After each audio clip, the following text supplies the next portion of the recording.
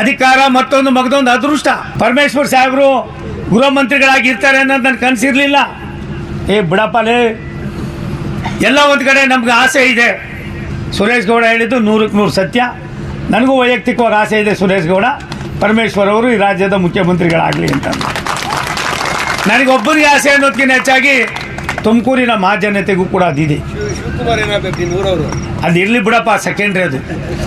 ಶಿವಕುಮಾರ್ ಏನಾಗಬೇಕು, ಇನ್ನೊಂದು ಏನಾಗಬೇಕು ಅನ್ನೋದು, ಹಣೆ ಬರ ಏನಾಗ್ತದೆ ಅನ್ನೋದು ದೊಡ್ಡದು, ನಡವಳಿಕೆ ಇನ್ನೂ ದೊಡ್ಡದು.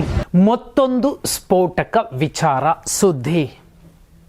ಯತ್ನಾಳ್ ಅವರು ಹೇಳಿದ್ರು, BJPಯಲ್ಲಿ ಒಂದು ಚರ್ಚೆ ಆಗಿದೆ, ಮಾತುಕತೆ ಆಗಿದೆ, DK ಶಿವಕುಮಾರ್ ಮುಖ್ಯಮಂತ್ರಿ, ವಿಜಯೇಂದ್ರ ಉಪಮುಖ್ಯಮಂತ್ರಿ ಅಂತ. ಅದು ಎಷ್ಟರ ಮಟ್ಟಿಗೆ ನಿಜ ಅನ್ನೋ ಪ್ರಶ್ನೆಗೆ ಉತ್ತರವಾಗಿ ತುಮಕೂರಿನಲ್ಲಿ ಹಾಲಿ ಕರ್ನಾಟಕ BJPಯ ಪ್ರಭಾವಿ ನಾಯಕ ನರೇಂದ್ರ ಮೋದಿ ಮತ್ತು ಅಮಿತ್ ಶಾ ಅವರ ಬಳಿ ಈಗ ಅತ್ಯಾಪ್ತರಾಗಿರುವ ನಾಯಕ ಕೇಂದ್ರ ಸಚಿವ ವಿ ಸೋಮಣ್ಣ ಅವರು ಸ್ಫೋಟಕವಾದಂತಹ ಹೇಳಿಕೆಯನ್ನು ಕೊಟ್ಟಿದ್ದಾರೆ. ಬಾಂಬ್ ಹಾಕಿದ್ದಾರೆ ಅಂದರೆ ಒಂದು ರಾಜಕೀಯ ತಿರುವು ಎಂಥದ್ದು ಪಡೆದುಕೊಳ್ಳುತ್ತೆ ಅನ್ನುವಂತಹ ಒಂದು ಟರ್ನಿಂಗ್ ಪಾಯಿಂಟ್ನಲ್ಲಿ ನಿಂತ್ಕೊಂಡು ಈಗ ಕ್ಲೈಮ್ಯಾಕ್ಸ್ ನಡೀತಿದೆ. ಅವರು ಆಡಿರುವ ಮಾತುಗಳು DK ಶಿವಕುಮಾರ್ ಅವರಿಗೆ ಒಂದು ರಿಪೋರ್ಟನ್ನು ಕೊಡ್ತಿದ್ದಾವೆ. ಯಾಕಂದರೆ ಈ ಕಡೆ ಕುರ್ಚಿ ಕದನ ಕ್ಲೈಮ್ಯಾಕ್ಸ್ಗೆ ಬಂದಿದೆ ಅಂತ DK ಬಣ ಹೇಳ್ತಿದೆ. ರಾಜೀನಾಮೆ ಪತ್ರಗಳ ಲೆಕ್ಕ ಕೂಡ ಚರ್ಚೆ ಆಗ್ತಿರೋ ಸಂದರ್ಭದಲ್ಲಿ ಹೆಗ್ಗೇರೆ, ತುಮಕೂರು ಜಿಲ್ಲೆಯ ಹೆಗ್ಗೇರೆಯ ಮೇಲ್ಸೇತುವೆ ಕಾಮಗಾರಿ, ಸಿಟಿಯಲ್ಲಿ ಬರುತ್ತೆ ಹೆಗ್ಗೇರೆ, ಆ ಕಾಮಗಾರಿಯ ಉದ್ಘಾಟನೆಯ ಸಂದರ್ಭದಲ್ಲಿ ವಿ ಸೋಮಣ್ಣ ಅವರು, ಡಾಕ್ಟರ್ G ಪರಮೇಶ್ವರ್ ಅವರು, ಸುರೇಶ್ ಗೌಡರು ಶಾಸಕರು ಅಷ್ಟೂ ಜನ ಕೂತಿದ್ದಂತಹ ವೇದಿಕೆ ಮೇಲೆ ಆಡಿರುವಂತಹ ಮಾತುಗಳು,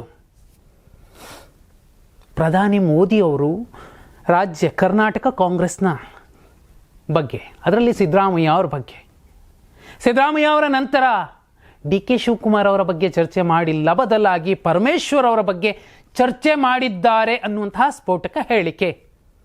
ಹಾಗಿದ್ರೆ ವಿ ಸೋಮಣ್ಣ ಅವರು ಹೇಳಿದ್ದೇನು? ಮೊದಲಿಗೆ ಅದನ್ನು ನೋಡ್ಬಿಡಿ. ಒಂದು ಸತ್ಯ, ದೇಶದ ವ್ಯವಸ್ಥೆಯಲ್ಲಿ ಬಲವರ್ಧನೆ ಆಗೋದಕ್ಕೆ ಏನೆಲ್ಲ ಮಾಡ್ಬೋದು. ನಾನು ಅನಿರೀಕ್ಷಿತವಾಗಿ ನಿಮ್ಮ ಜಿಲ್ಲೆಗೆ ಬಂದೆ. ರಾಷ್ಟ್ರದ ಪ್ರಧಾನಮಂತ್ರಿಗಳು, ರಾಷ್ಟ್ರದ ಗೃಹ ಮಂತ್ರಿಗಳು, ರಾಷ್ಟ್ರದ ನಮ್ಮ ರಾಷ್ಟ್ರೀಯ ನಾಯಕರು ಅಧ್ಯಕ್ಷರು ಕರೆದು ನೀನು ತುಮಕೂರಿಗೆ ಹೋಗು ಅಂದರು. ಇಲ್ಲಿ ಬಂದ ಮೇಲೆ ನನಗೆ ಕಾಯ ವಾಚ ಮಾನಸ BJPಯವ್ರು ಯಾವ ರೀತಿ ಸಹಾಯ ಮಾಡಿದ್ರು, ಜನತಾದಳದವ್ರು ಯಾವ ರೀತಿ ಸಹಾಯ ಮಾಡಿದ್ರು, ಬಹುತೇಕ ಕಾಂಗ್ರೆಸ್ಸಿನ ಒಂದು ಭಾಗವೂ ಕೂಡ ನನಗೆ ಸಹಾಯ ಮಾಡಿದ್ದೀರಾ. ಅದಕ್ಕೆ ನಾನು ನಿಮಗೆ ಆಭಾರಿಯಾಗಿರ್ತೀನಿ. ತುಂಬ ದೊಡ್ಡ ಧನ್ಯವಾದಗಳನ್ನು ಸಮರ್ಪಣೆ ಮಾಡ್ತೀನಿ. ನೋಡಿ, ತುಂಬ ಸ್ಪಷ್ಟವಾಗಿ ಹೇಳಿದ್ದಾರೆ. ನಾನು ಪರಮೇಶ್ವರ್ ಅವರು ಗೃಹ ಸಚಿವರಾಗಿರ್ತಾರೆ ಅಂತ ಕನಸಿನಲ್ಲಿ ಕೂಡ ಅಂದ್ಕೊಂಡಿರಲಿಲ್ಲ. ಎಲ್ಲೋ ಒಂದು ಕಡೆ ನನಗೆ ಆಸೆ ಇದೆ. ಸುರೇಶ್ ಗೌಡ ಹೇಳಿದ್ದು 100% ಸತ್ಯ.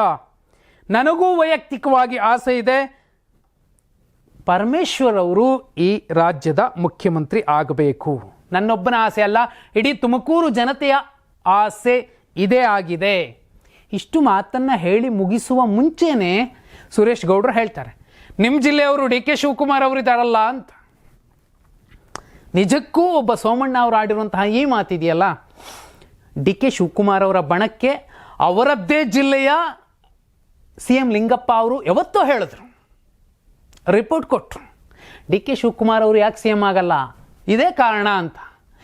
ಮಾಗಿದ ನಾಯಕ CM ಲಿಂಗಪ್ಪ ಅವರು ಈಗ ವಿ ಸೋಮಣ್ಣ ಅವರು ಅದನ್ನೇ ಹೇಳ್ತಿದ್ದಾರೆ ಸ್ಪಷ್ಟವಾಗಿ. ನೋಡಿ, ನಡವಳಿಕೆ ಇನ್ನೂ ದೊಡ್ಡದು. ಶಿವಕುಮಾರ್ CM ಆಗಬೇಕೋ ಬೇಡವೋ ಅನ್ನೋದು ಅವರ ಹಣೆ ಬರಹ ದೊಡ್ಡದು, ಅದಕ್ಕಿಂತಲೂ ದೊಡ್ಡದು ನಡವಳಿಕೆ ಅಂತ ಒಂದು ಟಾಂಗ್ ಕೊಟ್ಟಿದ್ದಾರೆ. ವಿಶೇಷ ಅಂದರೆ CM ಲಿಂಗಪ್ಪ ಅವರು ಇದನ್ನೇ ಹೇಳಿದ್ರು, ಅವರ ನಡವಳಿಕೆ ಬದಲಾಗದಿದ್ದರೆ DK ಶಿವಕುಮಾರ್ ಅವರು ಮುಖ್ಯಮಂತ್ರಿ ಆಗೋದಿಲ್ಲ. ಈಗಲೂ ಅದೇ ಬೇಕಿರುವಂಥದ್ದು. ಅದು ಯಾವುದೋ ಅಪಾರ್ಟ್ಮೆಂಟ್ನವರನ್ನು ಕೂಡ ಬೆದರಿಕೆ ಹಾಕಿ ಹೆದರಿಸ್ತಿದ್ದಾರೆ ಅಂದರೆ, ನಾಳೆ ಅವರು ಮುಖ್ಯಮಂತ್ರಿ ಆದರೆ ಇನ್ನೂ ಯಾರೆಲ್ಲ ಯಾವ್ಯಾವ ರೀತಿಯ ಬೆದರಿಕೆಗಳಿಗೆ ಒಳಪಡಬೇಕಾಗುತ್ತದೆ. ಅವರ ಪಟಾಲಂ ನೋಡಿ, ಯೂತ್ ಕಾಂಗ್ರೆಸ್ನಲ್ಲಿ ದೊಡ್ಡ ಮನೆಗೆ ಹೊಡೆದವರೆಲ್ಲ ಯೂತ್ ಕಾಂಗ್ರೆಸ್ ಅಧ್ಯಕ್ಷರಾಗ್ಬಿಟ್ರು. ಅವರಿಗೆ ಕನ್ನಡ ಎಷ್ಟು ಅದ್ಭುತವಾಗಿ ಬರುತ್ತೆ ಅಂದರೆ ಸಿಂಪಲ್. ಗದುಗಿನ ಭಾರತದ 2 ಸಾಲು ಹೇಳಪ್ಪ ಅಂದರೆ ಗಡಗಡ ನಡುಗೆ ಹೋಗ್ಬಿಡ್ತಾರೆ. ಇನ್ನು ಕೆಲವರು ಈಗ ಹೊಸದಾಗಿ ಒಬ್ಬರು ಹಾಕಿದ್ದಾರೆ, ಅವರು ವಿನ್ಸನ್ ಚರ್ಚಿಲ್ಗಿಂತೂ ಅದ್ಭುತವಾದ ಮಾತುಗಾರರು. ಅದು ಬಿಡಿ, ಅವರ ಧರ್ಮ ಮತ್ತು ಕರ್ಮ ಅವ್ರಿಗೆ ಬಿಟ್ಟಿತ್ತು. ಆದರೆ ಇಲ್ಲಿ ಪರಮೇಶ್ವರ್ ಅವರು ಆಡಿರೋ ಮಾತಿದೆಯಲ್ಲ, ಯಾಕಂದರೆ ಸಿದ್ದರಾಮಯ್ಯ ಅವ್ರ ಬಗ್ಗೆ ಹೇಳಿ ಕೇಳಿ ಮೊದಲಿಂದಲೂ ಕೂಡ ಒಂದು ಒಳ್ಳೆಯ ಬಾಂಧವ್ಯ. ಅದಕ್ಕಿಂತಲೂ ಮಿಗಿಲಾಗಿ ಸಿದ್ದರಾಮಯ್ಯ ಯಾಕೆ ಮಾಸ್ ಲೀಡರ್ ಅನ್ನೋದು ಅವ್ರಿಗೆ ಚೆನ್ನಾಗಿ ಗೊತ್ತಿದೆ. ಅದಕ್ಕಿಂತಲೂ ಮಿಗಿಲಾಗಿ ಈಗ ತುಮಕೂರು ಭಾಗದಲ್ಲಿ ನಿಂತು ಅವರು ಮಾತಾಡಿದ್ದಿದೆಯಲ್ಲ, ಅವ್ರು ಹೇಳ್ತಾರೆ, ನನಗೆ ಅಮಿತ್ ಶಾ ಅವರು ಮತ್ತು ಮೋದಿ ಅವರು ತುಮಕೂರಿಗೆ ಹೋಗಪ್ಪ ಅಂದಾಗ ನಾನು ಬಂದೆ. ನನಗೆ ನನ್ನ ಪಕ್ಷದವ್ರು ಎಷ್ಟು ಸಪೋರ್ಟ್ ಮಾಡಿದ್ರೋ ಗೊತ್ತಿಲ್ಲ, JDS ಅವರು ಎಷ್ಟು ಸಪೋರ್ಟ್ ಮಾಡಿದ್ರೋ ಗೊತ್ತಿಲ್ಲ. ಅರೆ, ಕಾಂಗ್ರೆಸ್ನವರು ಅಷ್ಟು ದೊಡ್ಡದಾಗಿ ಸಪೋರ್ಟ್ ಮಾಡಿದ್ದಾರೆ ನನ್ನ ಗೆಲುವಿಗೆ, ಕಾಂಗ್ರೆಸ್ ನಾಯಕರು ಕಾರಣ ಅಂತ ವೇದಿಕೆ ಮೇಲೆ ಬಹಿರಂಗವಾಗಿ ಹೇಳ್ತಿದ್ದಾರೆ. ತುಮಕೂರಿನ ರಿಸಲ್ಟ್ಗೆ ಮತ್ತೊಂದು ಸಲ ಒಂದು ಕ್ಲಾರಿಟಿ ಕೊಟ್ಟಿದ್ದಾರೆ. ಮಧುಗಿರಿಯ KN ರಾಜಣ್ಣ, ಕೊರಟಗೆರೆಯ ಡಾಕ್ಟರ್ G ಪರಮೇಶ್ವರ್ ಮನಸ್ಸು ಮಾಡಿದರೆ ಆ ಕ್ಷೇತ್ರ ಇಂಥವ್ರ ಕೈಲೇ ಇರಬೇಕು ಅಂದರೆ ಅಂಥವ್ರ ಕೈಲೇ ಇರುತ್ತೆ, ಇಂಥವರೇ MP ಆಗಬೇಕು ಅಂದರೆ ಅಂಥವರೇ MP ಆಗ್ತಾರೆ. ನಿಮಗೆ ಬಸವರಾಜು ಅವರು ಕೂಡ ಇದೇ ಮಾತನ್ನು ಒಂದು ವೇದಿಕೆ ಮೇಲೆ ಬಹಿರಂಗವಾಗಿ ಹೇಳಿದರು. ಕಾಂಗ್ರೆಸ್ನ ಈ ಇಬ್ಬರು ನಾಯಕರು ಮನಸ್ಸು ಮಾಡಿದ್ರೆ ನನ್ನಂಥವ್ರು ಇಲ್ಲಿ ಬರ್ತಾರೆ ಹೋಗ್ತಾರೆ ಅಂತ ನೇರವಾಗಿ ಹೇಳಿದರು. ಅದೇ ನಿಜ ಆಗಿದೆ ಮತ್ತೊಂದು ಸಲ. ರಾಜಣ್ಣ ಅವರು ಸಪೋರ್ಟ್ ಮಾಡ್ತಿದ್ದಾರೆ ಅಂದರೆ ರಾಜಣ್ಣ ಹಿಂದೆ ಯಾರು ಇರ್ತಾರೆ? ಇದು ರಾಜಕಾರಣ. ಆದರೆ ಖುದ್ದು ಮೋದಿಯವ್ರಿಗೂ ಕೂಡ ಇಂತಹ ನಾಯಕರು ಮುಖ್ಯಮಂತ್ರಿ ಆಗಬಾರ್ದು ಅನ್ನುವಂಥ ಒಂದು ಆಶೆ ಇರಾದೆ ಇದೆ. ಅವರ ಆಪ್ತವಲಯದ ಪ್ರಭಾವಿ ನಾಯಕ ವಿ ಸೋಮಣ್ಣ ಅವರು ಹೇಳ್ತಿರುವಂತಹ ಈ ಮಾತುಗಳು 6ನೇ ತಾರೀಕಲ್ಲ, 16ನೇ ತಾರೀಕಲ್ಲ, 26ನೇ ತಾರೀಕಲ್ಲ, ಮತ್ತೆ 6ನೇ ತಾರೀಕಲ್ಲ, ಮತ್ತೆ 16, 26, 6 ಬರ್ತಾನೆ ಇರುತ್ತೆ, ಹೋಗ್ತಾನೆ ಇರುತ್ತೆ.